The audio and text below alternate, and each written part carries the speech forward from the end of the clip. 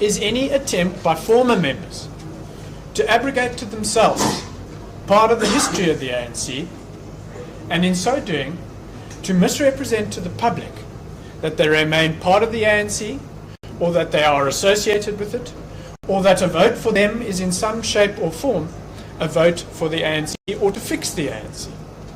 And that is what this case is about in truth.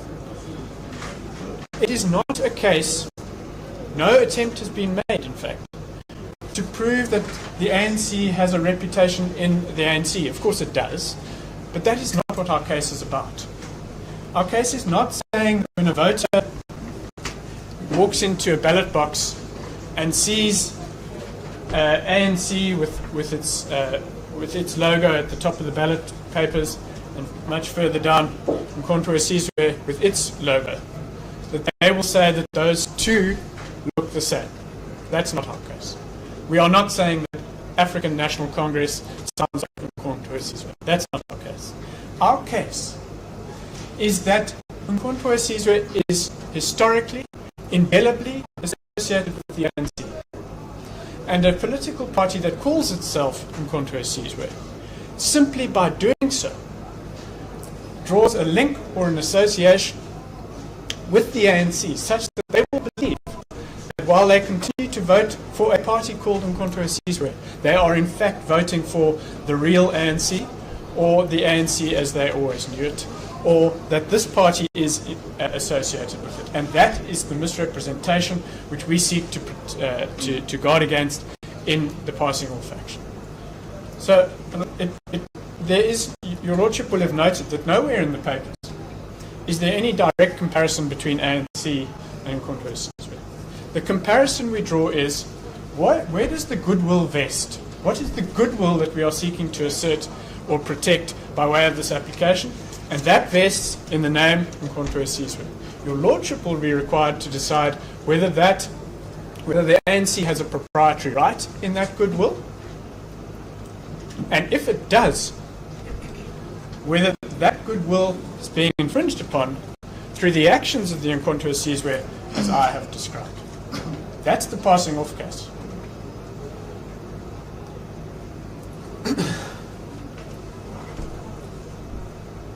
And the general principle that the law of unlawful competition applies to political parties was first set out in COPE.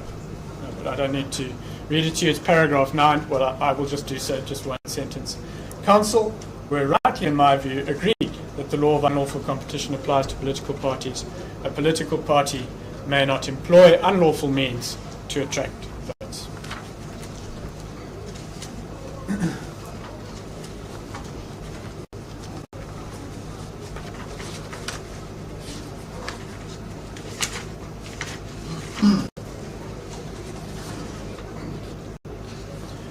Before I deal in more detail with the separate requirements of the trademark case and the passing off case, I thought it would be useful to set out the history. Now let me make it clear before I do so that none of this really has any bearing at all on the trademark case, because the trademark case is simply, I look at the registered right, I compare it to the alleged infringement, and I decide, are those two confusingly similar? So the history has a very, very limited role to play in the context of the trademark case.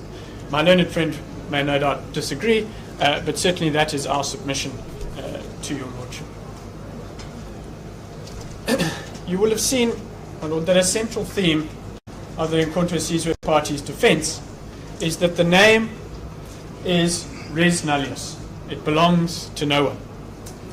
And that, of course, begs a question as to why they seek to appropriate it for themselves. And that is, of course, exactly what they seek to do. If your Lordship turns to page 131 of the bundle, paragraph 46,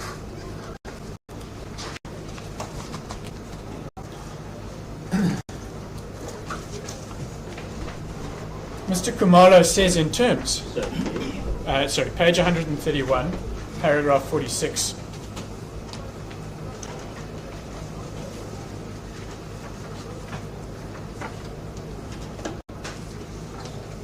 he says one of the main legal consequences of registration with the IEC, which the MK Party has obtained, is that the MK Party acquired the exclusive and legally protectable right to use the registered logo, name and symbol. In other words, they now claim an exclusive right in the registered logo, which is a warrior with the spear. The name in contour Sizwe, I'm not sure what the symbol refers to. But it is extraordinary that a party, or a respondent, comes before you and in one breath says that the name in contour Sizwe is res nullius, but in the same breath says they have an exclusive right to use it. So their case is at war with itself. But ultimately that is an aside, because there is no merit in the denial that the goodwill vests in the name in contour Sizwe vests in the ANC. The facts show indisputably that Nkonto Sizwe is inextricably linked and indelibly associated with the ANC. It was started by the ANC. It was always subject to the oversight and instruction of the ANC, and ultimately, and only recently, disbanded by the ANC. And that is another contradiction which you will see in the MK's papers. They accept and stated repeatedly that the ANC disbanded the MK, the Nkonto Sizwe.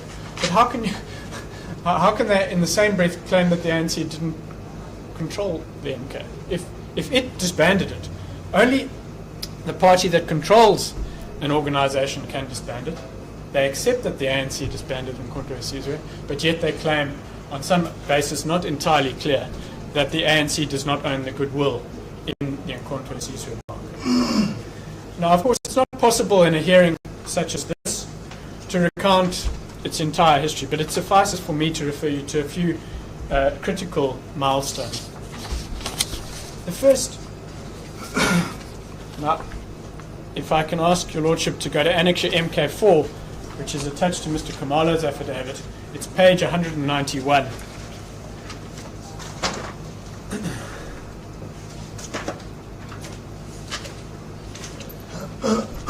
This is the chapter in which Mr. Mandela, President Mandela, describes the formation and the events that led to the formation of the armed struggle under the Nkonto Sizwe mark.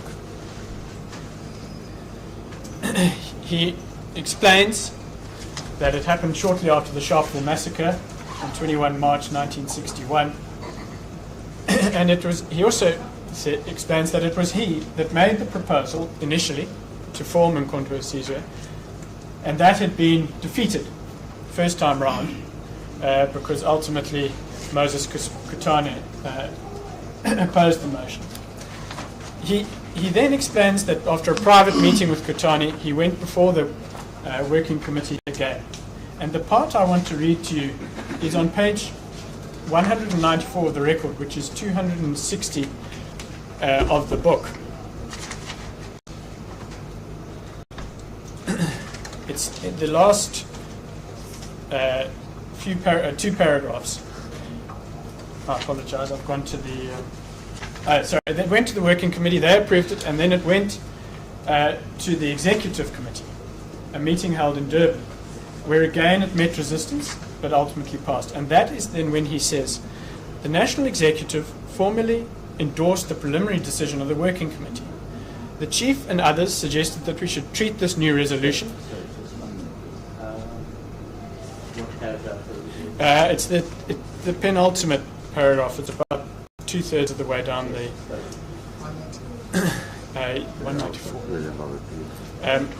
He did not want to jeopardize the legality of our unbanned allies. And that's important, sorry. Part of the reason for the initial secrecy is obviously some of the allies, the ANC's allies, had not yet been banned, and they didn't want to announce that a resort to violence that they decided to take up an armed struggle and risk the unbanned allies becoming banned. His idea was that a military movement should be a separate and independent organ, linked to the ANC and under the overall control of the ANC, but fundamentally autonomous. And that is the position, and there are two important elements of it. First is the link to the ANC, and the second is under the control of the ANC. And that is why we submitted that the goodwill that vests in the Nkontwe Sizwe name and mark vests in the ANC, because it was the organization that always exercised control over the actions of Nkontwe Sizwe, and it was the party that ultimately took responsibility for it. The MK party relies on the fact that the ANC then sought the approval of the Congresses, being the Indian Congress, the Coloured People's Congress, the SA Congress of Trade Unions, and the Congress of Democrats. That it did so is not in dispute, but none of them, those organisations, have been shown to have exercised control over the activities of the MK, or funded it, or to have taken responsibility for its actions at the Truth and Reconciliation Commission, for example. Nor has it been shown that the people of this country came to associate the MK as being the military wing of the Indian Congress, for example. The ANC did all of those things, including at the TLC. So the fact that approval was sought does not change the fact that it was the ANC that formed and always controlled Nkontwe Sizwe, and that there is an indelible link between MK and the ANC in the minds of the South African public. The goodwill resides in the ANC, and it's not in its struggle partners. From there, my Lord, if I could ask you to turn to page 17 of the bundle, which is in the founding affidavit.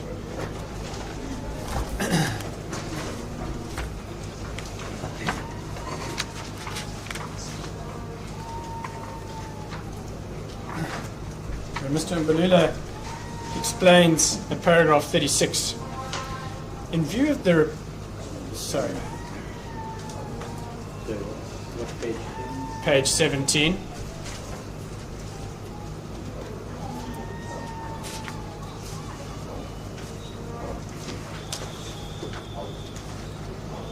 So I say properly in view of the repression and banning of the time, Mandela and Slovo, both members of the ANC, although that is disputed, Mandela was, were given the mandate to set up Nkontwe Sizwe separately from the ANC and its SACP. To further demonstrate that the Nkontwe Sizwe mark belongs to the ANC, Mandela made the following assurance in his statement from the dock.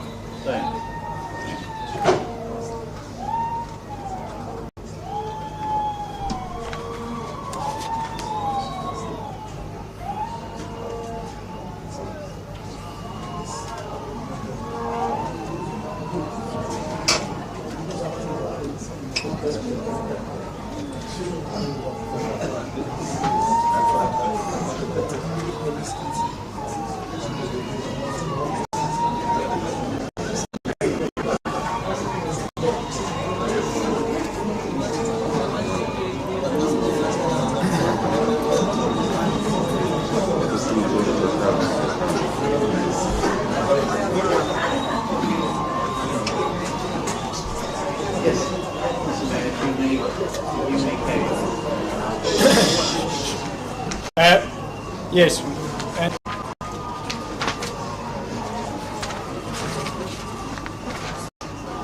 He said, Mr. Mandela said from the dock, I say properly controlled violence because I made it clear that if I formed the organisation, I would at all times subject it to the political guidance of the ANC and would not undertake any different form of activity from that contemplated without the consent of the ANC. And similarly in 37, they talk about, Mr. Mbalula explains the ANC conference in 1962, at which, for the first time, the conference explicitly linked the ANC with Nkontwe, calling it the military wing of our struggle. There could be no turning back. So, my Lord, the position is clear. Right from the outset, there was a separate part of the ANC called Nkontwe Sizwe, which was always subject to the guidance and control of the ANC. It is, to use the analogy more recently used by former President Zuma, it's the Umkhonto weSizwe was a room in the house of the ANC. It always was. It was a separate room, yes, but it was under the control and the guidance, and for that reason, all the goodwill that associates with Umkhonto weSizwe vests in the ANC house.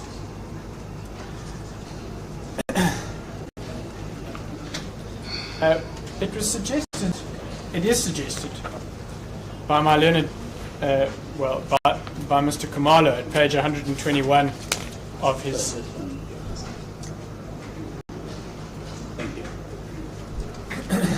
of his affidavit. 121.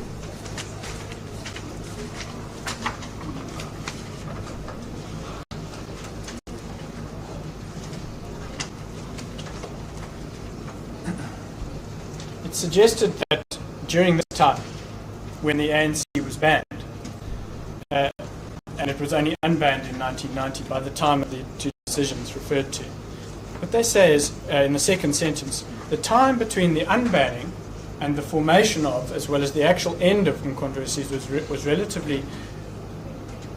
was relatively negligible to amount to trademark use with the requisite goodwill and or reputation. I'm not exactly sure what that means, but certainly if it is a suggestion that there wasn't substantial use of the mark Umkhonto weSizwe between the time of its formation and its unbanning, then we obviously strongly disagree. It amounts to a suggestion that Umkhonto weSizwe mounted its struggle in secret, away from the public eye, which we all know is not true. In fact, during that time, it's hard to believe that there were many adults that weren't aware of the existence of the Umkhonto weSizwe army during the struggle years.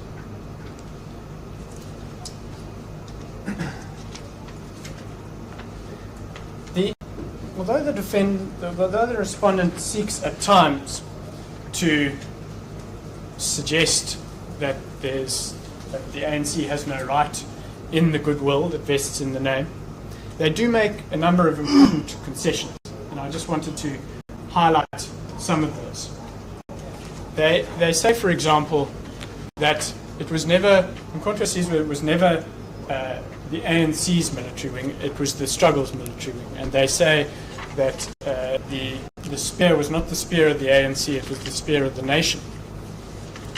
But before these legal proceedings started, former President Zuma, in his speech on the 20th of December, if I can ask you, my Lord, to go to page 172. This is President Zuma's address to the nation at the Ipoleng Center in Soweto on the 16th of December 2023.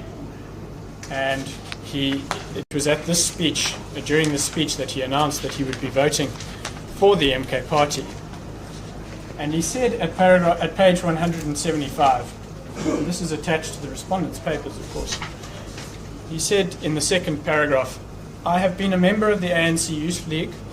I have also been trusted to hold a number of positions throughout the period of my membership. I have also served in the military wing of the ANC, Umkhonto weSizwe." So that is from the mouth of the former president, who was himself a commander of Umkhonto weSizwe during his time within the ANC, and has personal knowledge of the facts.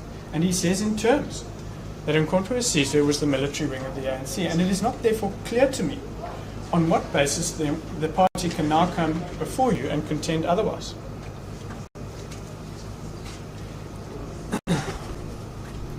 They say similarly at paragraph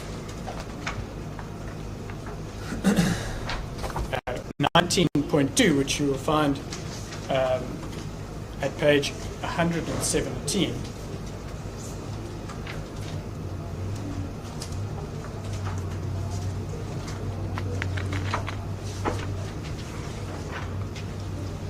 It says, with specific reference to the name, it is common cause that the ANC abandoned the armed struggle in 1991 and subsequently disbanded its Umkhonto weSizwe in December 1993 at a formal ceremony held in Johannesburg. Well, in order to disband Umkhonto weSizwe, its Umkhonto weSizwe, it must have had full control over it. And they seem to accept that. They then go on in paragraph 19.3 to say, to complete the act of abandonment, the ANC formed Umkhonto weSizwe Military Veterans Association, the MKMVA, as a new entity to replace Umkhonto weSizwe, previously associated with. Now, I can't, I'm going to deal with abandonment in a little more detail later, but how it can be said that an act of abandonment to the goodwill in the name Umkhonto weSizwe takes place when you form an organization with that name included in it, I simply don't follow. It's exactly the opposite. You're not abandoning your goodwill, your rights in the name Umkhonto weSizwe when you form Umkhonto weSizwe Military Veterans Association. You're doing exactly the opposite. You are fortifying your rights. You are increasing your rights because the name continues now in the form of the Military Veterans Association in a new era, in a new democracy. So it's frankly self-defeating, that statement, on the whole point of abandonment. And then finally, at paragraph 19.16, which is on page 121. Sorry, I've given you about 10 minutes. You certainly will. As I understand it, the abandonment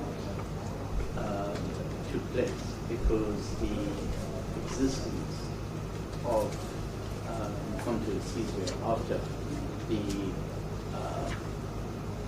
introduction of democratic would be inconsistent with the Constitution. So its existence as an army would have been incompatible with our Constitution. Indeed. So, but that's a so demilitarization is obviously fundamentally different to giving up goodwill which vests in the name. There are two. Goodwill is about reputation. It is about what members of the public associate with you. It is, for example, you might have an advert, a very famous advert for Volkswagen from the 1980s. It may have haven't been flighted from, we all remember the Combi advert, it may not have been flighted for 30 years. But there is still goodwill that vests in Volkswagen amongst those people that remember that advert. Goodwill doesn't disappear overnight simply because the MK can no longer fight a military struggle. To the contrary, the goodwill remains vested in the ANC because it is that military struggle is associated with the ANC and is still associated with the ANC. Well, I was going to refer you to Webster and Page, paragraph 5.15, which deals with this question of residual repute. It's Webster and Pages. I'm not sure that the actual paragraph in the book is, but it's just one sentence. It says it's paragraph 5.15. I use the online version. I will get you a page number. I know my junior has the physical copy here. And it says the goodwill of a business may subsist for some time after the business itself has ceased, and in such case, the use by others of any name attached to such goodwill will be restrained during that period. It's a question of fact and degree at what point the goodwill can be said to have ceased to exist. And our case is twofold. Firstly, the ANC may have demilitarized Umkhonto weSizwe in 1994, but it never stopped using the name Umkhonto weSizwe. In fact, it formed the organization, and I've read it to you from the respondents' papers, Umkhonto weSizwe Military Veterans Association, with the result that there was continued use of the name and brand Umkhonto weSizwe in this country until relatively recently. I think it was 2017 that the Military Veterans Association was ultimately disbanded. So it remains a famous trademark in this country, a famous brand, and the goodwill in it resides in the ANC. That's point one. Point two, even if it had not been so, that the ANC had continued to use it, but through its control of the MVA, the fact is that it would still enjoy the residual reputation which vests in the name, because of the fame which the organisation achieved during the struggle years, and because, as we've illustrated on the papers, it continues to feature in public life. So we have shown in the founding affidavit, the ANC, Mr. Mbululas sets out in some detail the various documentaries, the television shows. It's from 43 to 44, 45, all which feature Umkhonto we Sizwe on an ongoing basis, with the result that people still know the name. Let me ask you this. If you go to any part of the world, you may see people in far-flung areas wearing a T-shirt with the face of our former President Mandela as a symbol of freedom. Yes. You may have same with somebody wearing a T-shirt with the face of Che Guevara. Now, that too carries the same message. Who has goodwill over The image rights, probably the former president or Che Guevara, but the difference there is that those people are not contesting elections in competition with the ANC. Yes, that brings me to the point. Yeah. That is this, and it's a point that you raised at the outset. I don't want to interrupt you. Yeah. But you seem to move away from the argument advanced in the papers that the use by MK of the particular logo that they have registered is a dilution of the ANC's brand. But you seem, from your opening address, to move away from that stance. No, Lord. The dilution occurs in the context of the trademark case. That's the case under 34(1)(c), and I think I need to move on quite swiftly to get there. But the dilution that's a separate issue which arises in the context of 34(1)(c). Our case for passing off is of the traditional sort, which is that passing off doesn't only arise where I use the exact same. So if they call themselves ANC for something else, African, African National Conference or something, then we'd be having a debate here about ANC versus ANC. Passing off arises where you associate yourself in the course of trade. In other words, you tell customers, or voters in this case, that there is an association between you and the proprietor of the well-known brand that they know. And through that association, you garner votes which you would not otherwise garner. It's a misrepresentation as to an association that results in benefit. And that's the case, and it was the case that was advanced in the founding affidavit. If I can refer you, my Lord, to page 11, paragraph 13.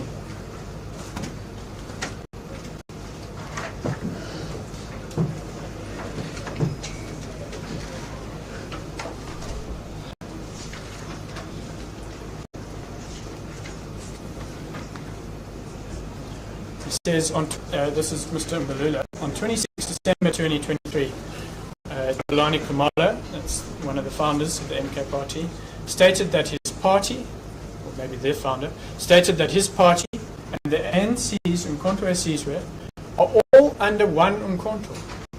While I'm not clear as to the meaning of this Umkhonto he's referring to, I can confirm that the ANC's Umkhonto we Sizwe has no relation and or connection with the first respondent. To suggest that they are under one contour is a blatant lie.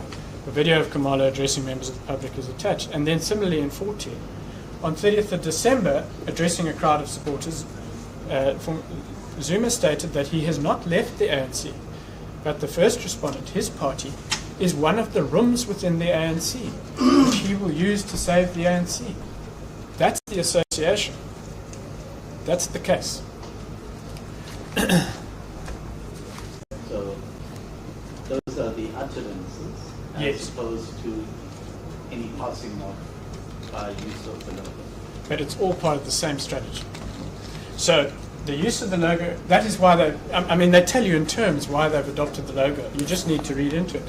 They're telling you, I've adopted the logo and the trademark so that I will tell consumers at the ballot box that my party is one of the rooms within the ANC. They draw an association with the ANC, which we say is unlawful and amounts to a misrepresentation and therefore passing off.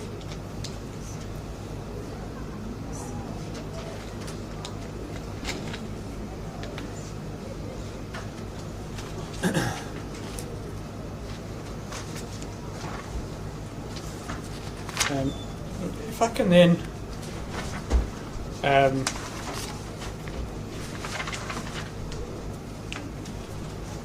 I think I'll hear my learned friend on Joinder and respond to him in reply. I just want to go on to the trademark case. It's actually relatively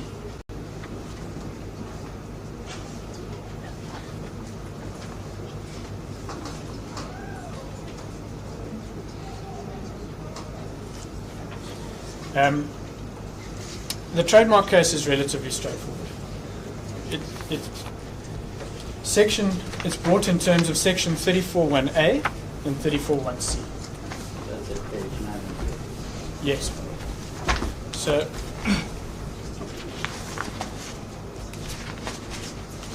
section 34(1)A provides that the proprietor of a registered trademark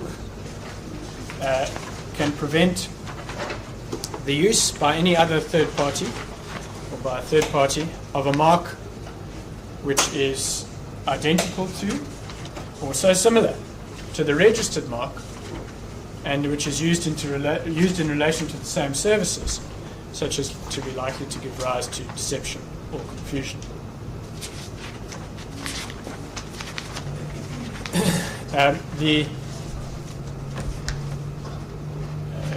We deal with that in paragraph 20, and the section, in sum, it just says that the respondent must be shown to have used a confusingly similar mark in relation to the same goods for those for which the proprietor has obtained registration. Now, the trademarks which you are required to compare, my lord, are also in our heads at page, I think it's at the, I'll get to those now, sorry. Let me deal first with the legal principles. Those are very well established. They dealt with from paragraph 26. And what it requires you to do is compare the two marks. So that's the mark as registered with the mark which is being used. You must compare the way they look, the way they sound, which is less relevant in this case, and their meaning. You must transport yourself to the shoes of the ordinary person, in this case, that's the shoes of the average voter. And that person is someone with average intelligence, and they are making decisions with ordinary caution. You compare the marks side by side and separately, and you have due regard to their dominant elements. So, if I could ask you to pause there for a minute. Yes. Can you show me where in the paper would the mark of the ANC and the mark of the party? Yes. Yes. So that's, and if I understand the difference is that the mark itself is not what would appear on the ballot paper, the ANC. Correct. And that's pursuant to my request to council to provide me with what would appear on the ballot paper. Because would I be correct that when the reasonably intelligent voter makes his or her way to cast their vote,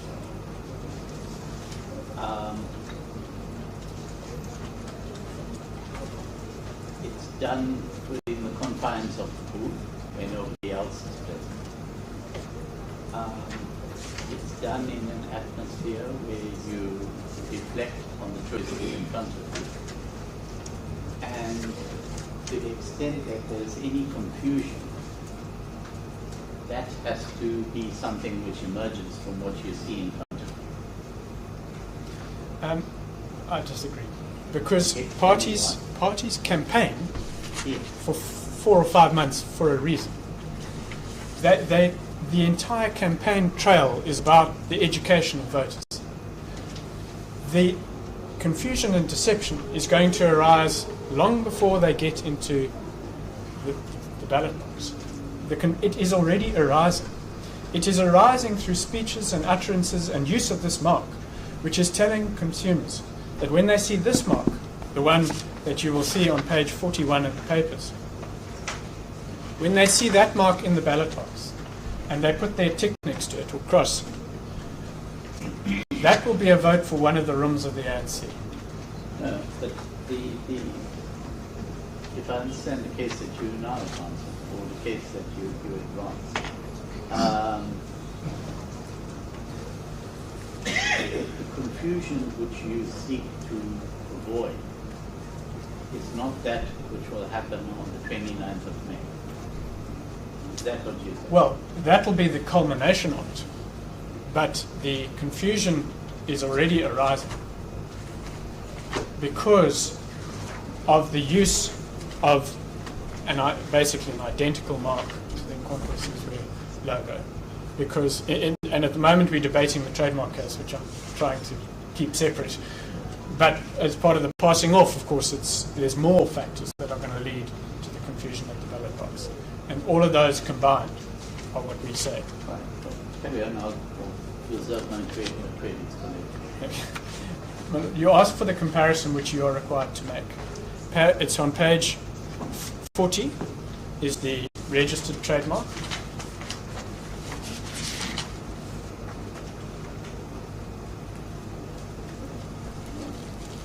And on page 41 is the infringing mark.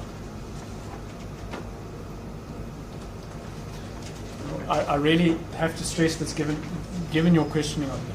The comparison as to confusing similarity for a trademark case is a simple comparison of two trademarks. You have got to say to yourself, is the logo on page 40 confusingly similar to the logo on page 41?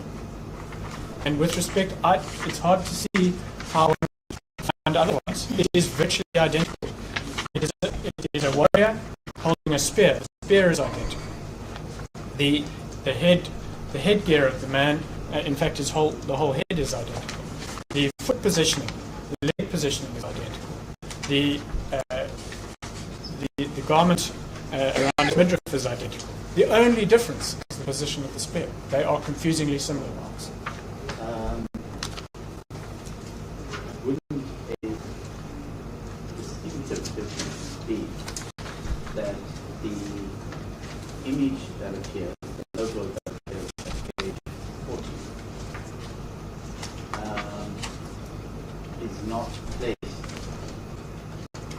against a backdrop or against a background of a green colored circle? So let me be clear. There is no. The ANC's mark is not registered in any particular color, so you can assume, because that is what trademark requires, they can use that mark in any color scheme they like. So it might be that. So the color is irrelevant because the ANC is notionally entitled to use its mark in any way, colour it likes. It has registered the man with the warrior, and the fact that there's a device with the words "Umkhonto Sizwe" in green, which is of course one of the ANC's colours, serves in our submission only to exacerbate the likelihood of confusion, because the warrior is a well-known mark in itself, and Sorry, but green isn't solely synonymous with the ANC. No, I'm not saying that. I'm saying that it's not distinguishing. Common colour is in the rest of that. Of course. But I'm saying that the colour green doesn't distinguish for that exact reason. It's a common colour, so the fact that they've added green, that doesn't help anybody. And let's say they added yellow to the back. It wouldn't help distinguish their mark from ours. It's a point against the MK, because they've adopted a common colour and therefore not a distinguishing colour. And what would constitute that distinguishing colour? Well, there isn't I don't think there is a colour that could distinguish. The marks are so similar. The logos are so similar. And they've used Umkhonto Sizwe around the outside of which serves only to exacerbate the confusion. So we submit that when you compare the two marks, it is clear that there is confusion. I've also been reminded that there are occasions, and it is in our papers, that they use the mark, as you see it on page 41, they also use it without the green background and without Umkhonto Sizwe and MK on it. I'll ask for a reference for that, but it doesn't take away from our principal submission, which is that these two marks are far too close. They've adopted it for a reason, and they are plainly two people comparing these marks will confuse them and will believe that they emanate from the same source. And that's what trademark law is there to protect. I'm sorry, Mr. Mayor. Yes. Before we go on, the registration itself of the mark, where do I find that? It's annexure. With the register. It's annexure FA5, page 73.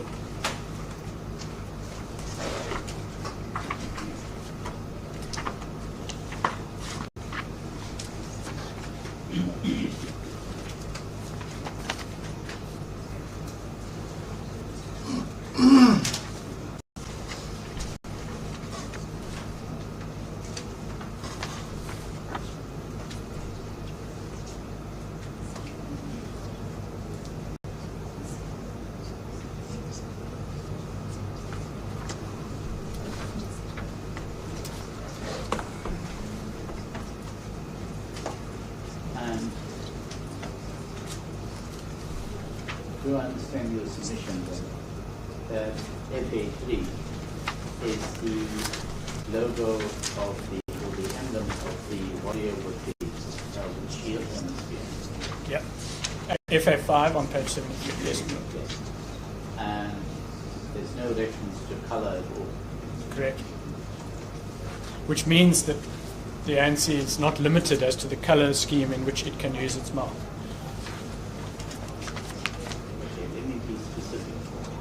In respect of which it uses the mark of the warrior or the shield or the background.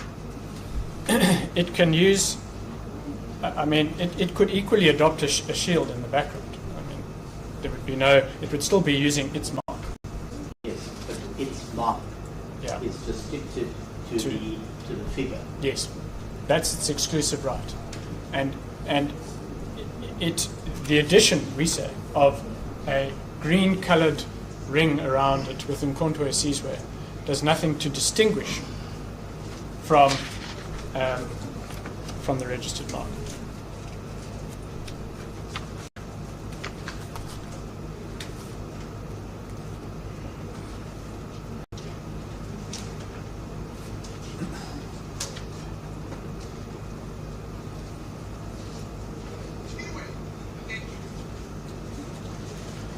So we say that it is a confusingly similar mark that is being used. It is used, as we've said on occasion, without the So, my lord, the reference at page 50 of the papers.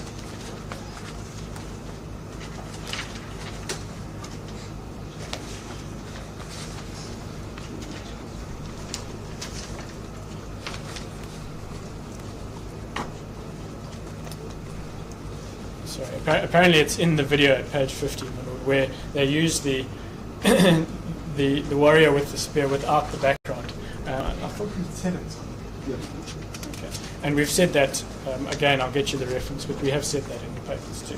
So they don't always use it with that green background. And that actually just illustrates the point that I made, that it's not the dominant or important feature of their mark. What's important for them is the warrior that looks identical to the Encontro Sizwe warrior that was used for many, many years. I mean, one must ask yourself why they adopted that logo. I mean, of all the logos they could have, they adopted one which is, in all material respects, at least in the warrior, identical to the Encontro Sizwe warrior. I mean, they are trying to draw the link. There's no other reason to have done that. And it would be, with respect, the court ought to be slow to find that they are not achieving what they sought to achieve in the first place.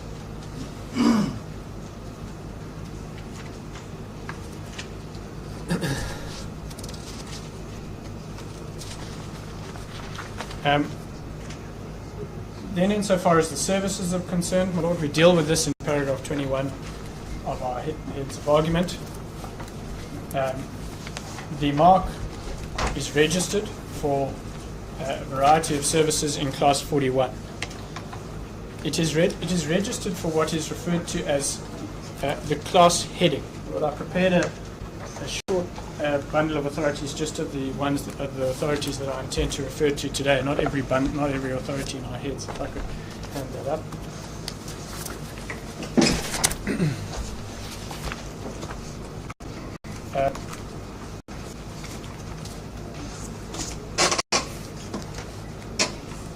It's at page 25 of that bundle. I'm sorry, it's quite small. It's take or the other way around. The other one, let's take or. Mine's got marks. Sorry.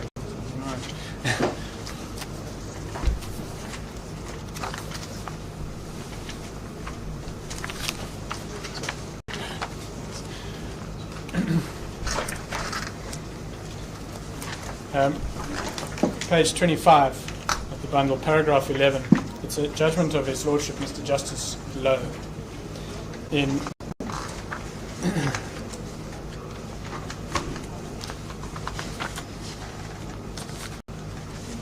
Leonard Dingler versus Afroberg.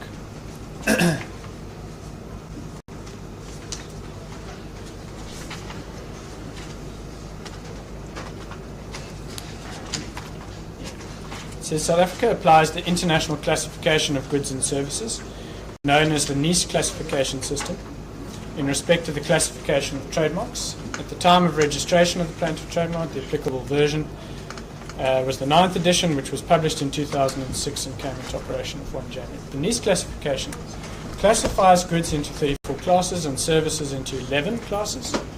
Part 1 lists in alphabetical order all the goods in one list and all the services in another list. Each class has a class heading. The heading of class 34 is, and in that case it was tobacco, smokers, articles, matches. Part 2 lists in alphabetical order for each class the goods or services belonging to that class. Each item of goods or services is allocated a basic number, and in the case of class 34 there are 50 items. Cigarettes is one of the items and has the basic number 340020. A copy of the list is annexed to this judgment. So I refer you to that to explain the concept of class headings, because as in that case, in this case, the mark is registered for the class heading for class 41.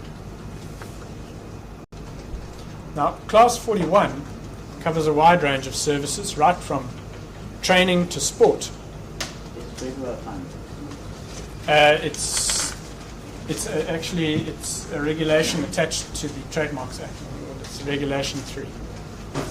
Regulation 3 of the regulations published under the Trademarks Act.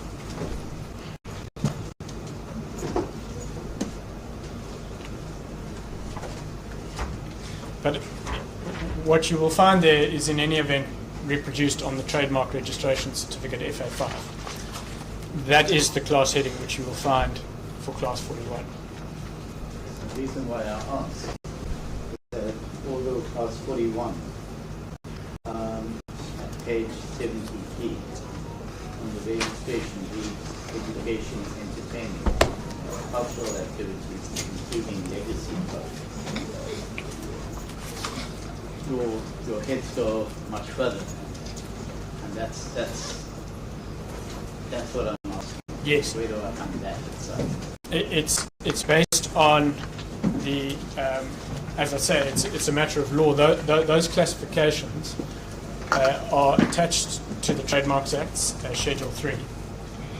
And as to the meaning of this particular goods that you refer to, well, those are available from the WIPO website, which is where the list comes from. And we've dealt with them. We've explained, we've given you links, my lord, in our heads as to where those come from.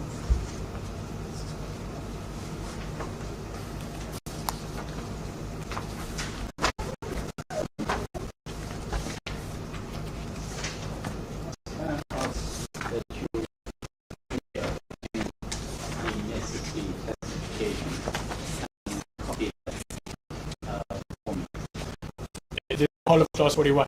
Yes. Okay. We have, as I say, given you the links to the specific... I want you to give it to me. I'm not going to look at it on that. Understood.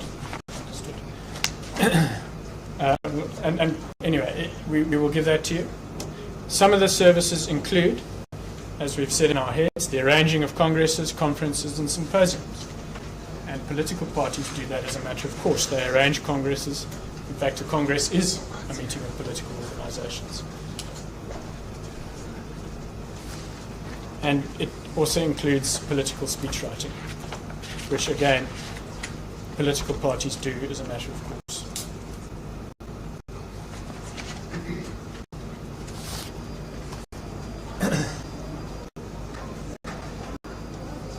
So, Class 41 is the class in which political party services such as these are registered, and those are the services for which in controversies with parties will use their mark.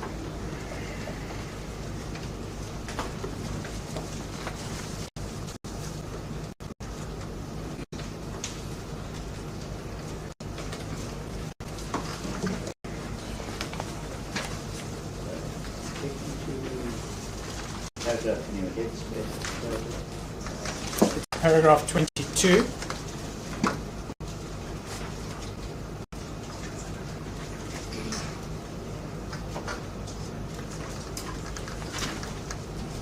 And 23. And then 24.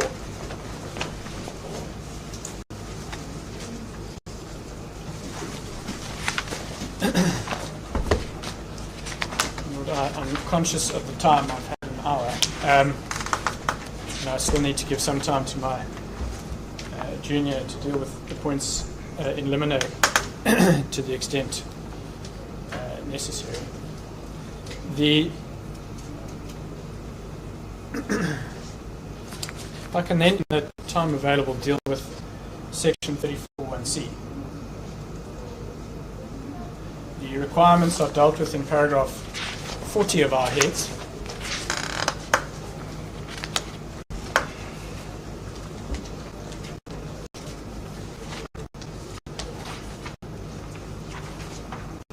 If I can ask you to look at page 19, it sets them out.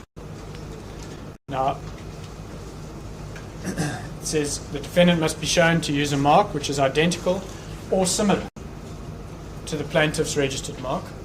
Now, similar there is not confusingly similar. There's a difference because you don't actually require confusion or deception under section 34(c).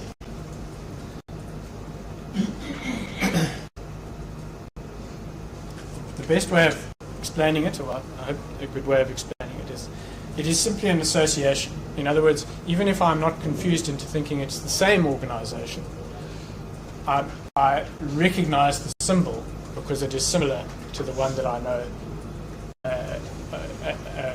from historical use by the ANC. So you don't need to be confused. It is simply that you associate it, or you know that symbol, and it's similar because it's similar to the one that is well known.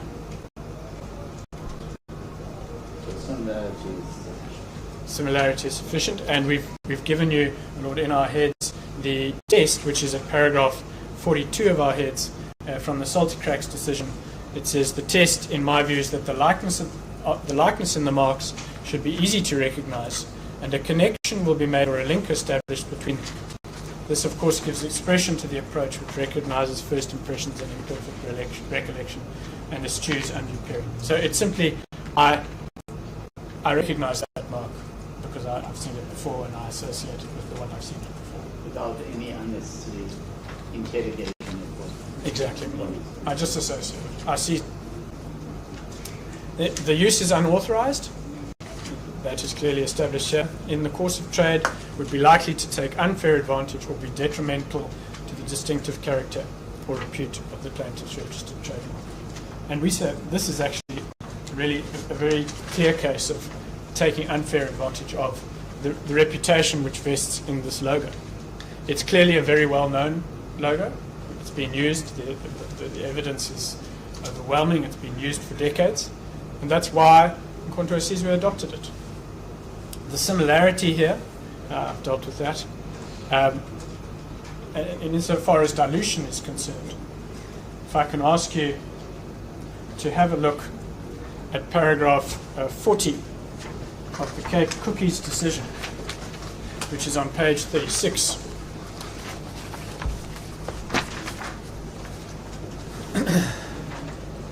Of the bundle.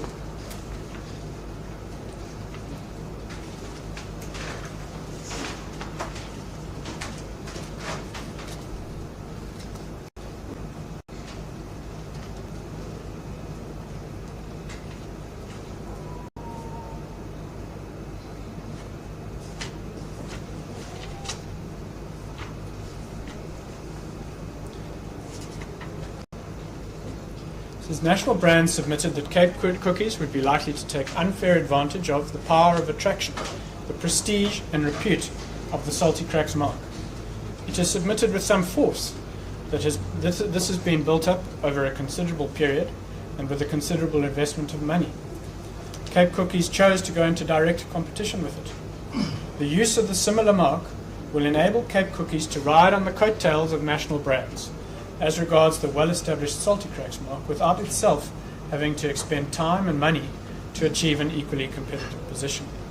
It was submitted that this was why Cape Cookies chose a mark similar to Salty Cracks as opposed to a different mark, under which it could have traded without that advantage. Cape Cookies was challenged to produce its instructions to the advertising agency so as to negate this inference, but refused to do so on the grounds that they were confidential. Now, apart from this... If I understand, National Brands did the heavy lifting. Yes. And paid, I think it was something like 11 million or something. Yes. For advertising. Yeah. And in this case, the ANC has done the heavy lifting. Through years and years of struggle, it was the one who organized, took control of, took responsibility of the MK. It gave, it doesn't, of course, this is not a case about advertising, but certainly through its efforts and through the efforts of its people, it generated extensive goodwill in the name, in the logo, which is the subject of this trademark, with the result that people came to associate with it. Now, what MK seeks to do is exactly what Cape Cookies seeks to do, which is to ride on the coattails of the ANC's heritage and to ride all the way into Parliament. They don't want to. They don't have their own history or legacy, and so they're riding on the coattails of the ANC's history and legacy in order to achieve the same advantage which the ANC enjoys as a result of its history.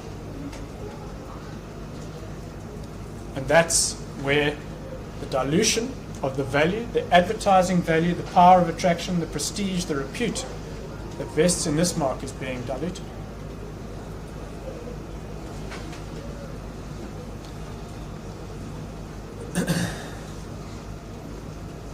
There's another consideration which arises from the Nestle case. It's at page 47 of the bundle before you.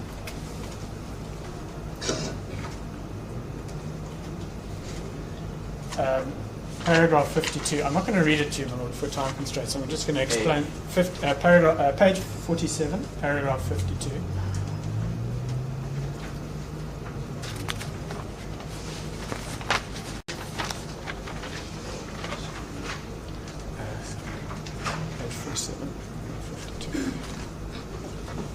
Page 47. Yes, paragraph 52.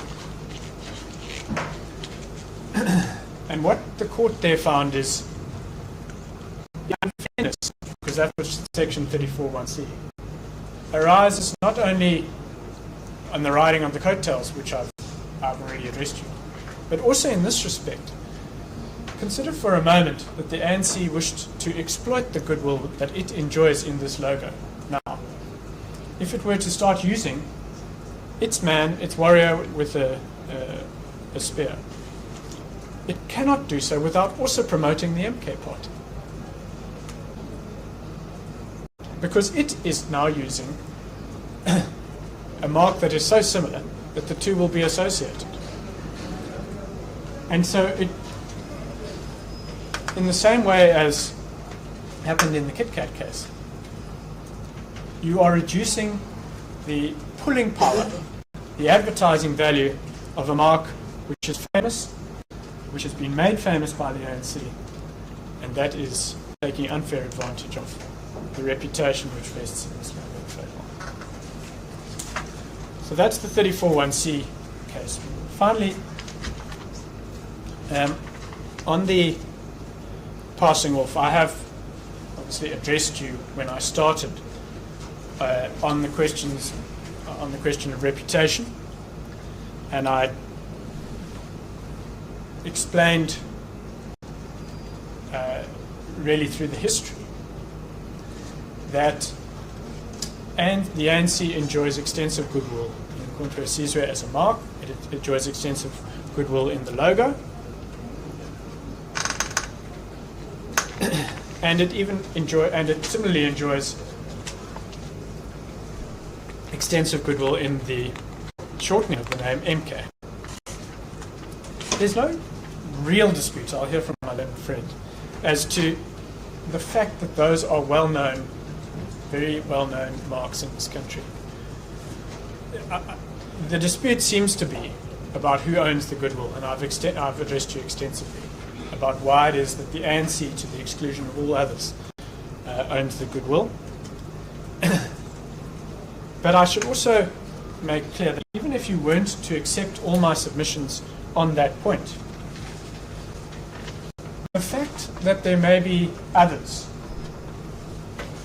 I don't know, the Indian Congress, for example, if it still existed, that may also be able to claim goodwill in Nkontwe Sizwe, is no bar to the bringing of a passing off action by the ANC on its own. And that is made clear in paragraph, sort of found it in my notes.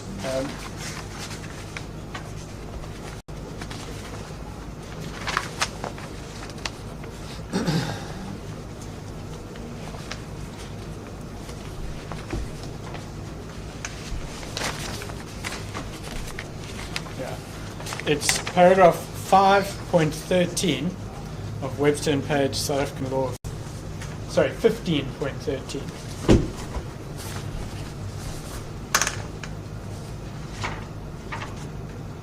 It's headed Shared Reputation.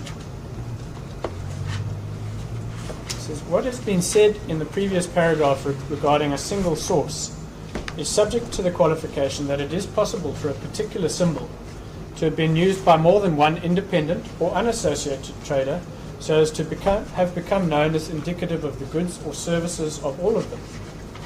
It does not follow from this situation that no goodwill attaches to the symbol.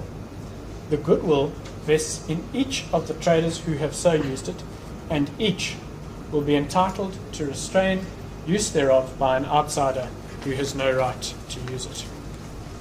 So the entire debate about other people that may be able to lay claim is in fact, we say only the ANC has the right to this goodwill, but even if we were wrong about that, it's no bar to our passing off action. So that's in response, if I understand you rightly, that isn't in response to the contention of non-joinder, for example, of the SABC. Indeed, that would be an answer to that. We have two answers to that. The one is, well, actually the SACP has never been shown to have controlled, taken responsibility, funded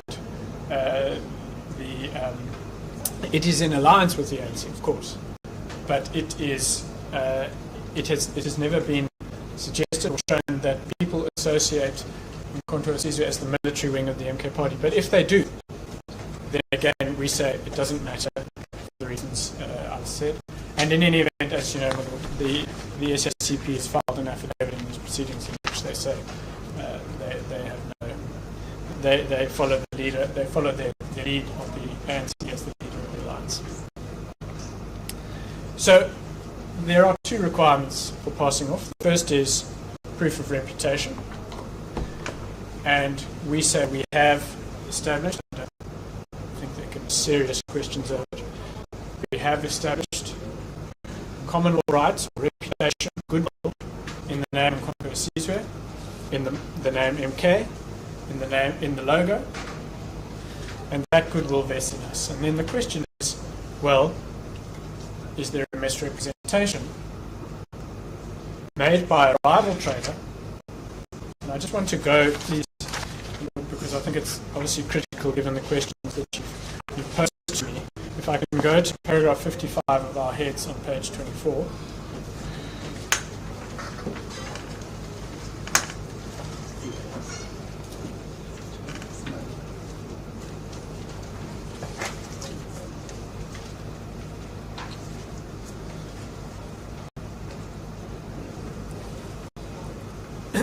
So the principles which govern passing off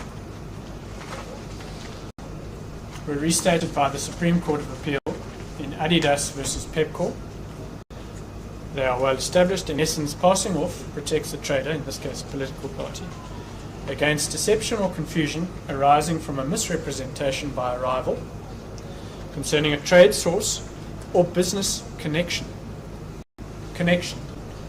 of the rival's goods or services. In its classic form, it usually consists in A, will be the respondent in this case, representing, either expressly or impliedly, but almost invariably by the latter means, that the goods or services marketed by him emanate in the course of business from B. And then I want to stress, or that there is an association between such goods or services and the business conducted by B. And that last bit is really our case, that there is an association, that the adoption of these, the names and the logos will give rise to an association in the minds of customers, voters, between the provision of the services, the political services by the MK party and the ANC. And over the page, such conduct is treated by the law as wrongful because it results or is calculated to result in the improper filching of another's trade and or in the improper infringement of his goodwill and or causes injury to that other's trade reputation. And we say in this case the matter concerns rival political parties and the misrepresentation arises because the public are likely to be confused into believing that there is an association between the two parties. The conduct of the first respondent is wrongful because it's an improper filching of the goodwill of the applicant. That's our case. And I've explained it, that it doesn't only happen at the ballot box. It is part of the process that is happening right now. It is the education of the voters. It is part of the entire strategy of the Mkhonto we Sizwe to make sure that they claim to be one of the rooms in the ANC house. They are going to fix the ANC. They are part of the same Mkhonto, which conveys the same meaning.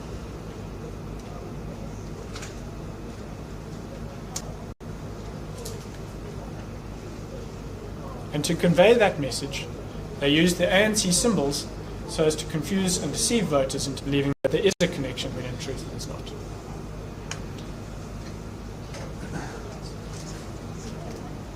Look, I've been an hour and 15. I'm going to leave 15 minutes to my junior to deal with the Thank you.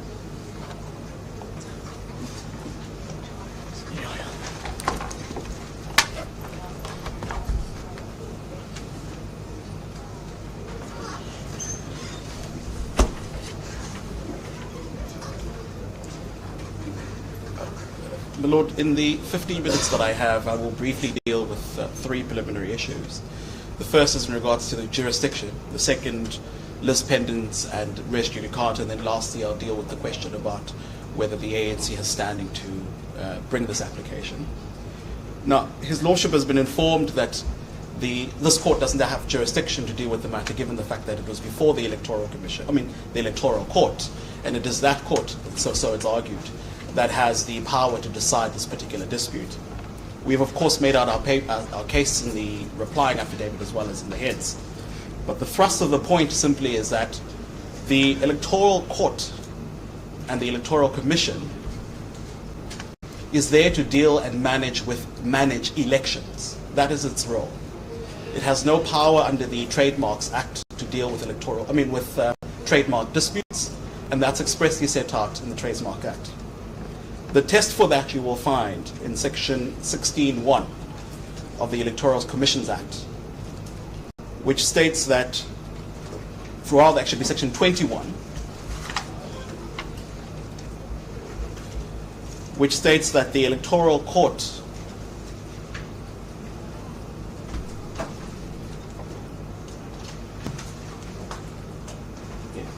is empowered to review decisions of the Electoral Commission. Now the question becomes, which decisions are those? So you're looking at 21? 21 of the Electoral Commissions Act.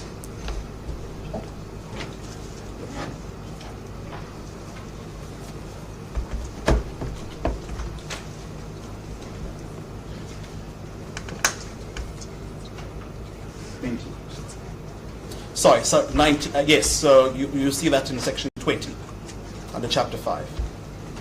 And 21A says the Electoral Court may review any decision of the Commission relating to an electoral matter.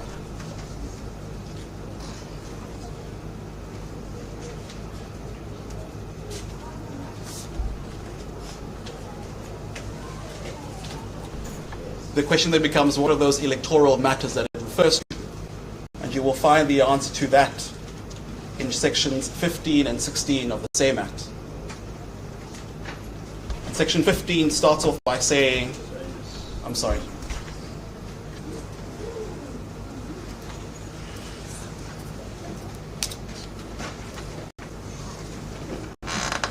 It is entitled, Chapter 4, Registration of Parties, and that's key. Section 15 under Chapter 4. Yeah. It says that registration of parties, and I'll to the importance of that later. And then it deals with the registration requirements. Are you looking at 15.1? 15.1, yes, my Lord.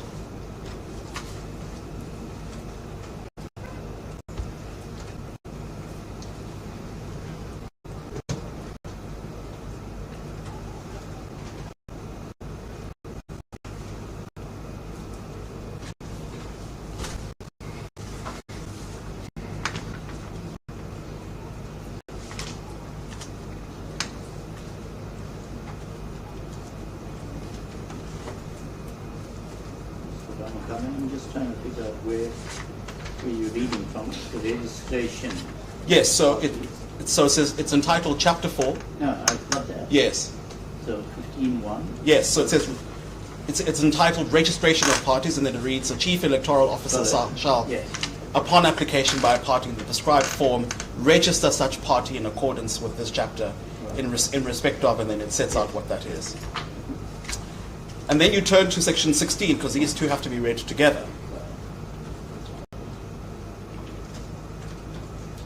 And if you go to section 16, which is entitled Prohibition on Registration of Parties under Certain Circumstances, Then it reads that the Chief Electoral Officer may not register a party in terms of Section 15 or 15A if, and here's the impugned provision by MK, a proposed name, abbreviated name, distinguishing mark or symbol mentioned in the application resembles the name, abbreviated name, distinguishing mark or symbol, as the case may be, of any other registered party to such an extent that it may deceive or confuse voters. So the point we simply make is the assessment made by the Electoral Commission when there's a dispute about a mark only concerns the registration of that party. It does not concern the lawful use of that particular mark by the party.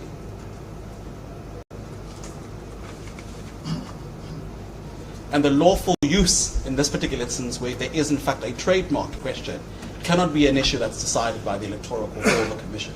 How do you get around 16(1)(b), where it says the CEO of the IEC Yes. will not register a party if it has a distinguishing mark or symbol,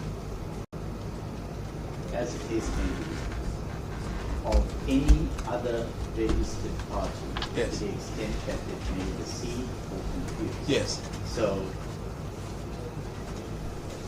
let me put the question to you in the context that you've got a CEO and you accept that the Electoral Court and the Commission are specialist institutions dealing in electoral matters. So I would assume the CEO then has a full indication of the existing logos and marks used by other registered parties Yes. at the time when determining whether to grant registration, in this case, to the MK party. Yes. Yes.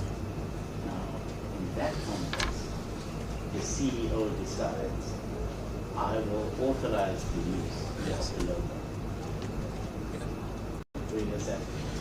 So our answer to that is this, and the court hit the nail respectfully. And added into that mix is what the Constitutional Court says about CAP, that this court is at large to deal with all matters that it Yes. considers. Yes. Yes. Well, so respectfully, we say the court has hit the nail in the head there, because when the CEO sits of the Electoral Commission with a application by a new party to register as a political party, they do what Section 16(1)(b) says, which is to compare that particular distinguishing mark with any other registered party.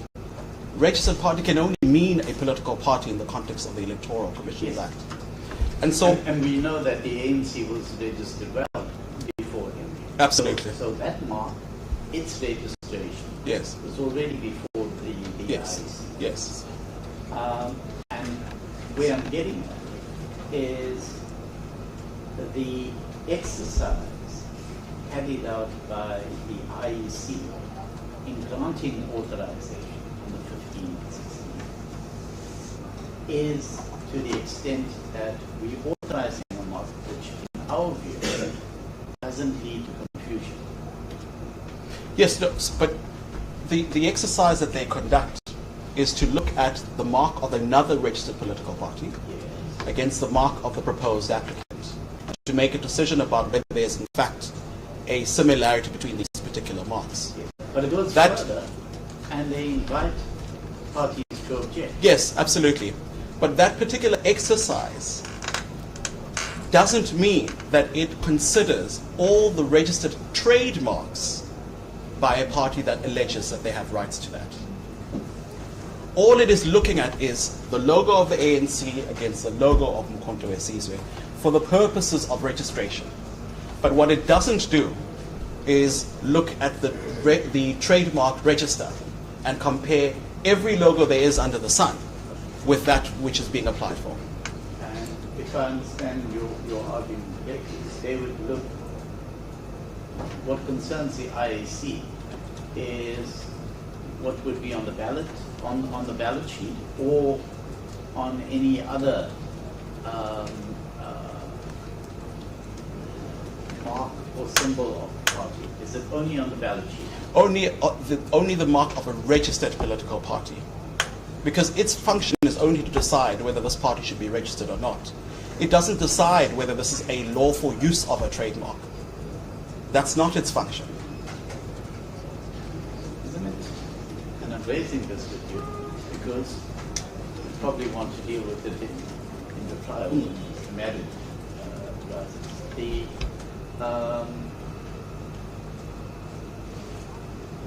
Isn't there a problem because the CEO has granted authorization for registration, and I accept what you say, that the CEO wasn't concerned with trademarks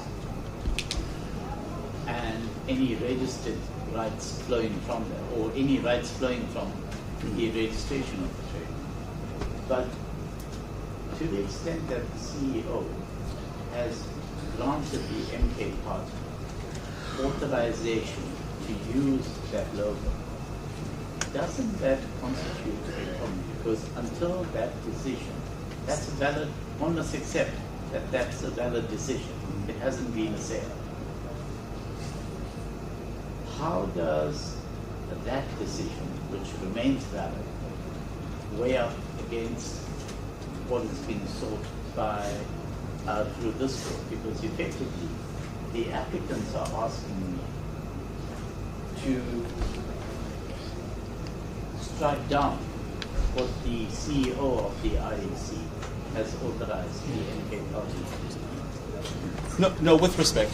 Well, that's yes. practically effective. So yes, I mean, what the respondents are in fact saying to you is, the CEO has made a decision that we are authorized to make use of this particular logo.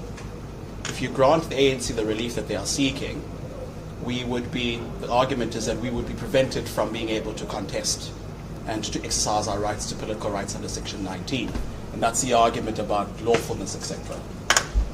But the answer is no, because in fact the statute itself caters for such a situation. What it says in Section 16A is that it permits a party to change its name, logo, or abbreviated name. You'll see that in 16A of the Act. Sorry, 16? 16A. Big A.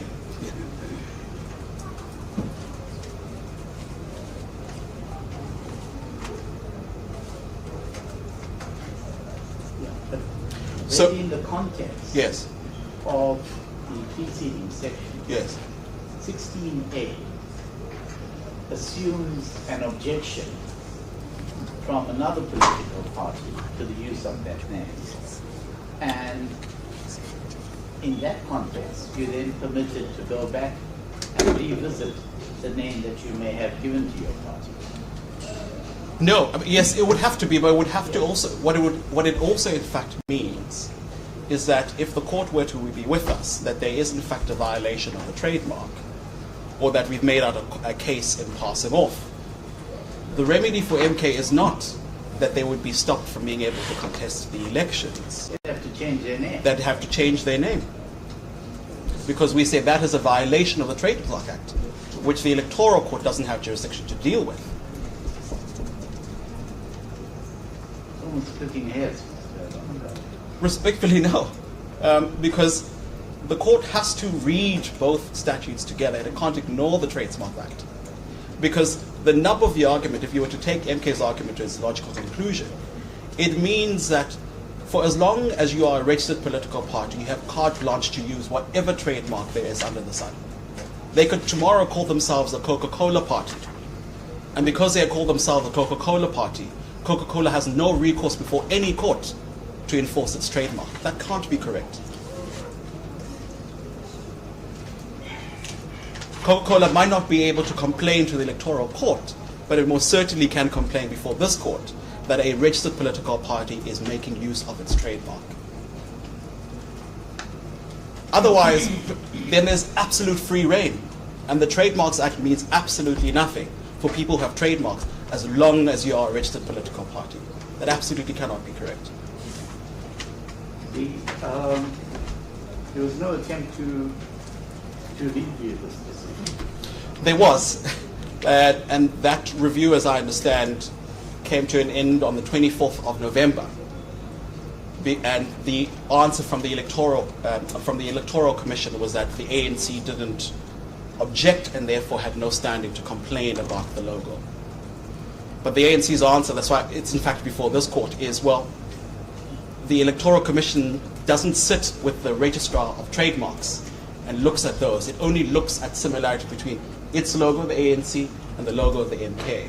What that doesn't mean is that the ANC cannot enforce its trademark before this court.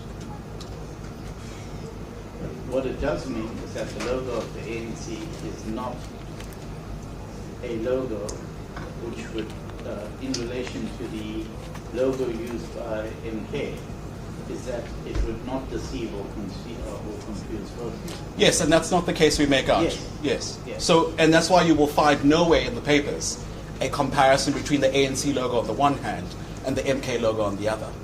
I think my leader has taken you through the arguments there. And so that's all that the inquiry is before the electoral. So the comparison then is not between the logo of the ANC, but rather the trademark of the ANC. Absolutely. And the logo of the MK. Absolutely. Yes. And that's the case that this court is here to decide.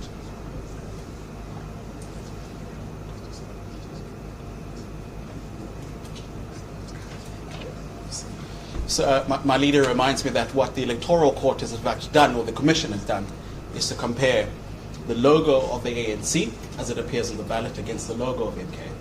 But what it doesn't do is to compare the trademark of the ANC against the logo of MK. That's what this court is here to do.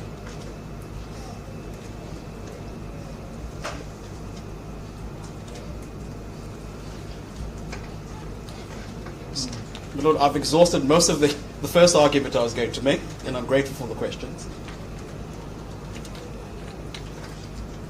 The second point I was going to in fact make is there's been reference, you would have seen that in MK's heads, to Makanya from the Supreme Court of Appeal. Now, it says, and this is on the question of jurisdiction, in general, the high courts thus exercise the original authority of the state to resolve all disputes of any kind that are capable of being resolved by resort to law unless that authority has been assigned to another court. And that's the debate here about whether the electoral court has that authority. When a high court resolves a contractual claim, it exercises original jurisdiction. When it considers a claim for the enforcement of a constitutional right, it exercises that original jurisdiction. So too, when it enforces a statutory right, which is what we say we have here. But the state might also create specialist courts to resolve disputes of a particular kind. Generally, those disputes concerning the infringement of rights that are created by the particular statute, by particular statute that creates the specialist court. When a statute confers judicial power, and this is what we want to underscore, this is now paragraph 25 of my caveat. When a statute confers judicial power upon a specialist court, it does so in one of two ways. It will do so by either conferring power on the specialist court and simultaneously excluding the ordinary power of the High Court in such cases. That's when it does it as exclusive jurisdiction. Or it will do so by conferring power on the specialist court without excluding the ordinary power of the High Court. Which eventually has concurrent jurisdiction. In which the court has concurrent jurisdiction.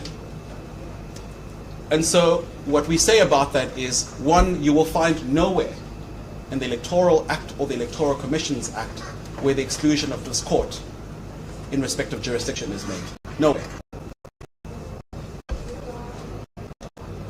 The second is, if there was in fact such an exclusion in the Act, it would have to be stated so expressly.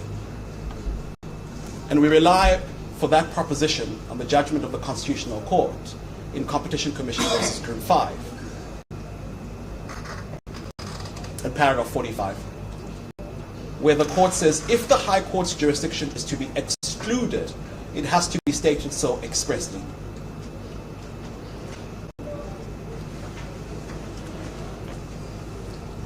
And that ties together with the argument we make, which is that the Electoral Court was not created to deal with disputes related to the Trademarks Act.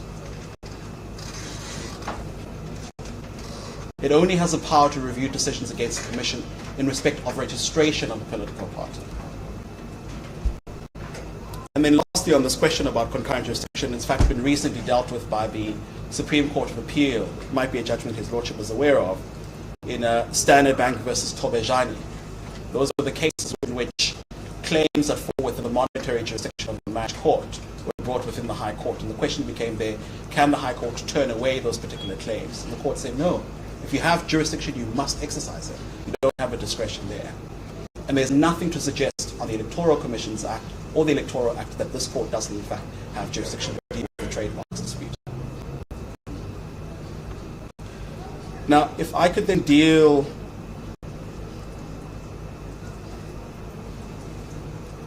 with the issue regarding res judicata and lis pendens. We've said in our papers that res judicata is in respect of decisions of a court. The only persons here that have supposedly made a decision is the Commission. We say obviously the Commission is not a court. And there's clear authority to that. There's in fact an appellate division decision in African Farms Township versus City of Cape Town, where the court said applies in the following instance. It says it's threefold, namely that a previous judgment was given in an action or an application by a competent court, two, between the same parties based on the same cause of action. The cause of action in the dispute in the Electoral Court was about the lawfulness of the registration of MK in violation of Section 15 of that Act. And that's a dispute about whether there was, in fact, publication of a supplemented application or not. It had nothing to do with trademarks. And in fact, if you see in Bundle B, there is no reference at all to the words trademark in the ANC's complaint to the Commission. Well, actually, I did look at it.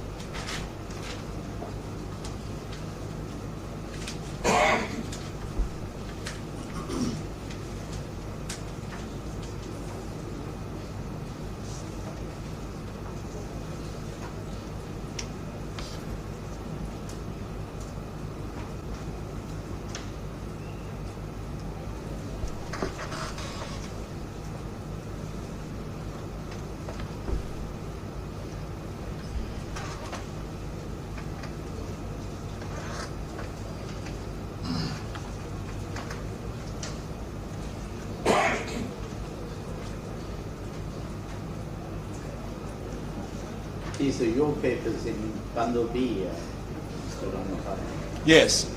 The simple point I was simply making is that you will find nowhere in those papers an allegation of a trademark infringement. But there is obviously reference to the logo. There is, yes. But again, it goes back to the early debate we had. That exercise is not a test against the trademark. It's a test against the registered mark of the ANC on the ballot. On the basis that it's likely to cause confusion. Yes, when a voter goes to the booth.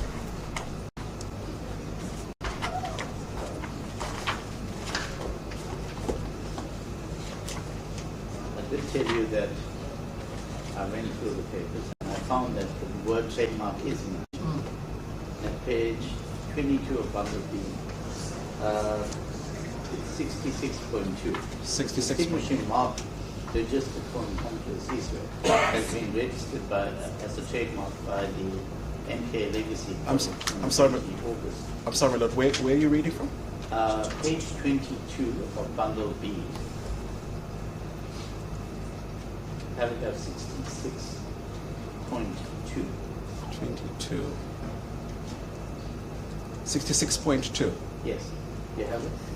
Distinguishing mark. Just a moment. My apologies, Lord.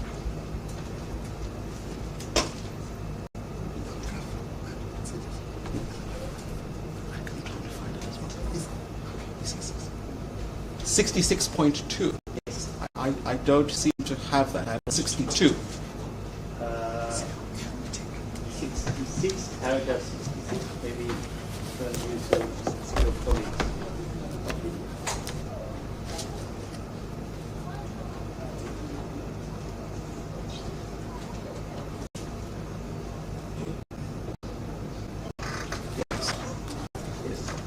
That's a paragraph that I Yes. marked Yes.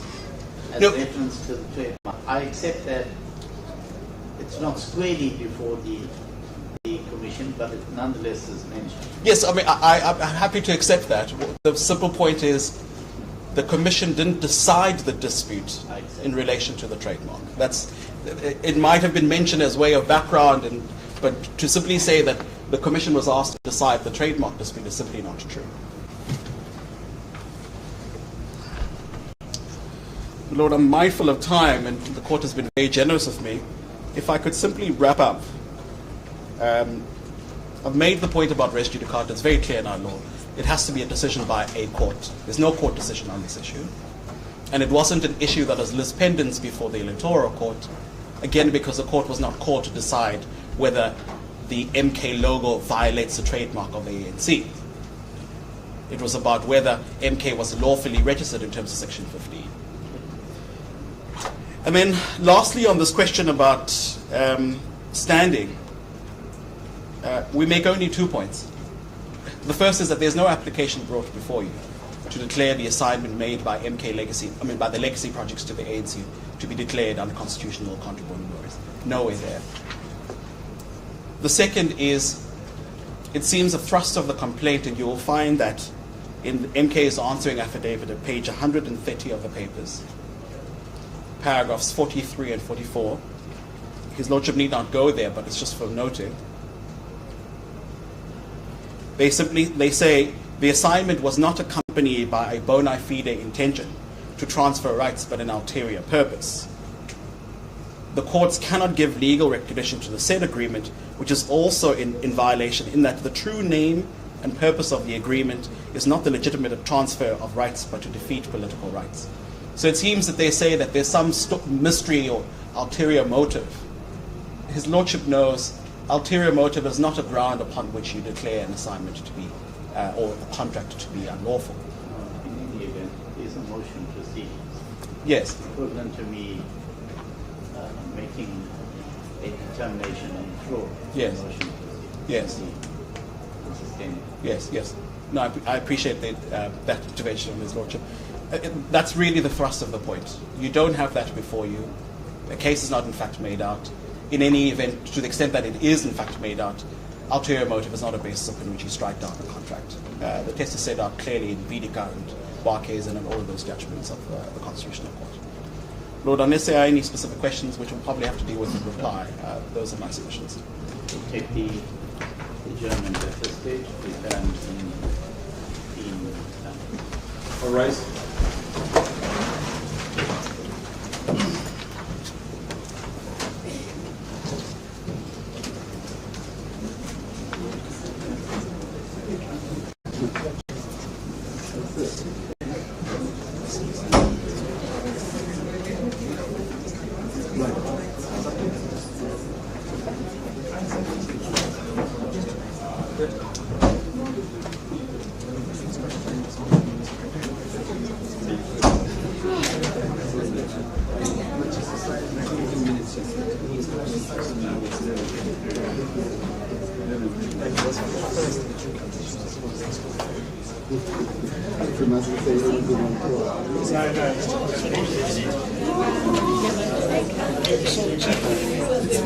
No.